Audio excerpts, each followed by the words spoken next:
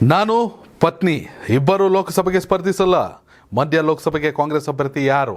Hello ನಮಸ್ಕಾರ ವೀಕ್ಷಕರೇ, ಕರ್ನಾಟಕ ಟಿವಿಗೆ ಸ್ವಾಗತ. ನಾನು ಯೋಗೇಶ್ ಈಶ್ವರ್. ಬಿಜೆಪಿಯಲ್ಲಿ ಒಂದಷ್ಟು ಜನರಿಗೆ ಟಿಕೆಟ್ ವಿಚಾರವಾಗಿ ಗೊಂದಲಗಳಿವೆ. ಆದರೆ ಬಿಜೆಪಿಗೆ ಪ್ಲಸ್ JDS ಜೊತೆಗಿನ ಮೈತ್ರಿ. ಹಂಗೋ ಹಿಂಗೋ 24 ಜನನ ಅರೇಂಜ್ ಮಾಡೋರಾಯ್ತು, ಇನ್ನೊಂದು 3-4 ಸೀಟು JDS ಅವ್ರು ನೋಡ್ಕೋತಾರೆ. ಆದರೆ ಕಾಂಗ್ರೆಸ್ಗೆ ಇರೋದು ರಿಯಲ್ ಟಾಸ್ಕ್.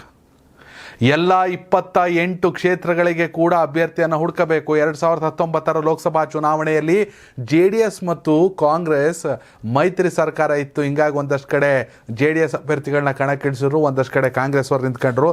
ಆದರೆ 2019 ಲೋಕಸಭಾ ಚುನಾವಣೆಯಲ್ಲಿ ಕಾಂಗ್ರೆಸ್ ಗೆದ್ದಿದ್ದು ಒಂದೇ ಒಂದು ಸೀಟನ್ನು, DK ಸುರೇಶ್ ಅವರು ಬೆಂಗಳೂರು ಗ್ರಾಮಾಂತರದಲ್ಲಿ. ಈ ಬಾರಿ ಯಾವ ಮೈತ್ರಿ ಗೀತ್ರಿ ಏನೂ ಇಲ್ಲ ಕಾಂಗ್ರೆಸ್ಗೆ. 28ಕ್ಕೆ 28 ಲೋಕಸಭಾ ಕ್ಷೇತ್ರಗಳಲ್ಲಿ ಕೂಡ ಅಭ್ಯರ್ಥಿಗಳನ್ನು ಕಣಕ್ಕಿಳಿಸಬೇಕು. ಹಾಲಿ ಯಾರು ಅಂದರೆ ಇರೋದೊಬ್ಬರೇ, DK ಸುರೇಶ್ ಅವರು. ಹೊಸ್ದಾಗಿ ಯಾರು ಕರ್ಕೊಬತ್ತೀರಾ ಅಂದರೆ ಸಚಿವರುಗಳ ಬಗ್ಗೆ ಇನ್ನೂ ಗೊತ್ತಿಲ್ಲ. ಮಲ್ಲಿಕಾರ್ಜುನ್ ಖರ್ಗೆ ಅವ್ರು ಹೇಳ್ತಾರೆ ಅದು ರಾಜ್ಯ ಕಾಂಗ್ರೆಸ್ಗೆ ಬಿಟ್ಟ ವಿಚಾರ ಅಂತ. ರಿಸಲ್ಟ್ ಆಗಬೇಕಷ್ಟೇ. ನೀವು ಮಿನಿಸ್ಟ್ರ್ ನಿಲ್ಲಿಸ್ತಿರೋ, MLA ನಿಲ್ಲಿಸ್ತಿರೋ, ಗ್ರಾಮ ಪಂಚಾಯತಿ ಸದಸ್ಯ ನಿಲ್ಲಿಸ್ತಿರೋ ಗೊತ್ತಿಲ್ಲ. ಹೀಗೆ ನೋಡ್ಕೊ ಬಂದಾಗ ಕಾಂಗ್ರೆಸ್ಗೆ ಮಂಡ್ಯ ಲೋಕಸಭಾ ಕ್ಷೇತ್ರದ ಅಭ್ಯರ್ಥಿ ಯಾರು ಅನ್ನೋ ವಿಚಾರದಲ್ಲಿ ಸಾಕಷ್ಟು ಗೊಂದಲ ಇದೆ. ಒಂದರ್ಥದಲ್ಲಿ ಸಮರ್ಥ ಅಭ್ಯರ್ಥಿಗಳೇ ಇಲ್ವಾ ಅನ್ನೋ ಚರ್ಚೆಗಳ ನಡುವೆ ಕೇಳಿ ಬಂದ ಹೆಸರು ಮಿನಿಸ್ಟರ್ ಚಲುವರಾಯಸ್ವಾಮಿ ಅವ್ರದ್ದು ಅಥವಾ ಅವರ ಪತ್ನಿ ಅವ್ರದ್ದು. ಪತ್ನಿ ನಿಂತ ಮೇಲೆ ಚಲುವರಾಯಸ್ವಾಮಿ ಅವ್ರು ನಿಂತಂಗೆ ತಾನೇ ಗೆಲ್ಲಿಸ್ಕೊಳ್ಳೇಬೇಕು. ಆದರೆ ಇದೀಗ ಸಚಿವರು ಸ್ಪಷ್ಟನೆಯನ್ನು ಕೊಟ್ಟಿದ್ದಾರೆ. ನಾನು, ನನ್ನ ಪತ್ನಿ ಸೇರಿದಂತೆ ನನ್ನ ಕುಟುಂಬದ ಯಾರು ಕೂಡ ಲೋಕಸಭಾ ಚುನಾವಣೆಗೆ ಸ್ಪರ್ಧಿಸಲ್ಲ ಅಂತ. ಹಾಗಾದರೆ ಕಾಂಗ್ರೆಸ್ ಅಭ್ಯರ್ಥಿ ಯಾರು? ಸುಮಲತಾ ಅವರ ವಿಚಾರ ಅಂತೆಕಂತೆಗಳ ಸಂತೆ, ಇನ್ನೂ ಗೊತ್ತಿಲ್ಲ ಏನು ಅಂತ. ಅವ್ರಿಗೆ ಕ್ಲಾರಿಟಿ ಇಲ್ಲ ನಿಜ ಹೇಳ್ಬೇಕಂದ್ರೆ ಸುಮಲತಾ ಅವ್ರಿಗೆ.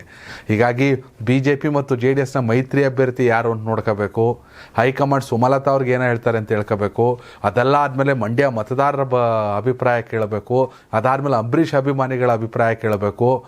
ಅವೆಲ್ಲ ನಿರ್ಧಾರಗಳಾದಮೇಲೆ ಸುಮಲತಾ ಅವರ ಲೆಕ್ಕಾಚಾರ. BJP ಕೊಡಲಿಲ್ಲ ಅಂದರೆ JDS ಅಭ್ಯರ್ಥಿ ನಿಂತ್ಕೋತಾರೆ ಅಂದರೆ. ಈಗ ಕಾಂಗ್ರೆಸ್ ಅವ್ರನ್ನ ನೆಚ್ಕೊಂಡು ಮುಂದೆ ಸಾಕೋಕ್ಕಾಗಲ್ಲ. ರಮ್ಯಾ ಅವ್ರು ಕರ್ಕೊಬರ್ಬೇಕು ಅಂದರೆ ರಮ್ಯಾ ಅವ್ರ ವಿಚಾರದಲ್ಲಿ ಸಿನಿಮಾದವ್ರು ಬೇಡ್ರಿ ಸದ್ಯಕ್ಕೆ ಅಂತ ಒಂದಷ್ಟು ಚರ್ಚೆಗಳು. ಹೀಗಾಗಿ ಕಾಂಗ್ರೆಸ್ಗೆ ಇದ್ದಂಥ ಏಕೈಕ ಭರವಸೆ ಚಲುವರಾಯಸ್ವಾಮಿ ಅವರು ಅಥವಾ ಅವರ ಪತ್ನಿ. ಆದರೆ ಚಲುವರಾಯಸ್ವಾಮಿ ಅವರು ಕ್ಲಿಯರ್ ಕಟ್ಟಾಗಿ ಹೇಳೋರೆ, ಯಾವುದೇ ಕಾರಣಕ್ಕೂ ನಾನು ಲೋಕಸಭೆಗೆ ಸ್ಪರ್ಧಿಸಲ್ಲ, ನಾನು ಕುಟುಂಬದಿಂದ ಕೂಡ ಯಾರೂ ನಿಲ್ಲಲ್ಲ ಅಂತ.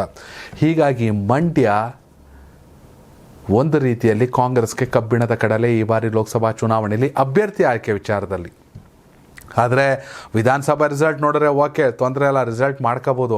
ಆದರೆ ಸೂಕ್ತ ಅಭ್ಯರ್ಥಿ ಯಾರು ಅನ್ನೋದೇ ಗೊಂದಲ. ವೀಕ್ಷಕರೇ, ಮಂಡ್ಯ ಲೋಕಸಭಾ ಕ್ಷೇತ್ರದ ಮತದಾರ ನೀವಾಗಿದ್ದಲ್ಲಿ ನಿಮ್ಮ ಪ್ರಕಾರ ಮಂಡ್ಯಕ್ಕೆ ಕಾಂಗ್ರೆಸ್ ಅಭ್ಯರ್ಥಿ ಯಾರಾಗಬೇಕು? ಹಾಗೆ 28 ಲೋಕಸಭಾ ಕ್ಷೇತ್ರಗಳಲ್ಲಿ ಈ ಬಾರಿ ಯಾರು ಗೆಲ್ತಾರೆ, ಯಾವ ಪಕ್ಷ ಎಷ್ಟು ಗೆಲ್ಲುತ್ತೆ ಅಂತ? ಪ್ರಧಾನಿ ಯಾರಾಗಬೇಕು? ನರೇಂದ್ರ ಮೋದಿಯವರ, ರಾಹುಲ್ ಗಾಂಧಿಯವರ, ಮಲ್ಲಿಕಾರ್ಜುನ್ ಖರ್ಗೆ ಅವರ? ನಿಮ್ಮ ಅಭಿಪ್ರಾಯ ಕಾಮೆಂಟ್ ಮಾಡಿ. ಧನ್ಯವಾದಗಳು. ಈ ಭೂಮಿ ಮೇಲೆ ತಾನಷ್ಟೇ ಉದ್ಧಾರ ಆದ್ರೆ ಸಾಕು, ಬೇರೆಯವ್ರನ್ನ ಬೆಳೆಸೋ ಉಸಾಬರಿ ನಮ್ಗೆ ಯಾಕೆ ಅನ್ನೋರ್ ಸಂಖ್ಯೆನೇ ಜಾಸ್ತಿ.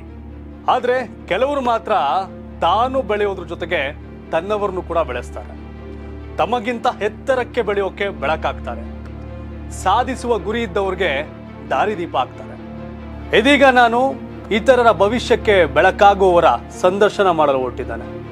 ಮಿಸ್ ಮಾಡದೆ ನೋಡಿ ಕರ್ನಾಟಕ ಟಿವಿ ದಾರಿದೀಪ.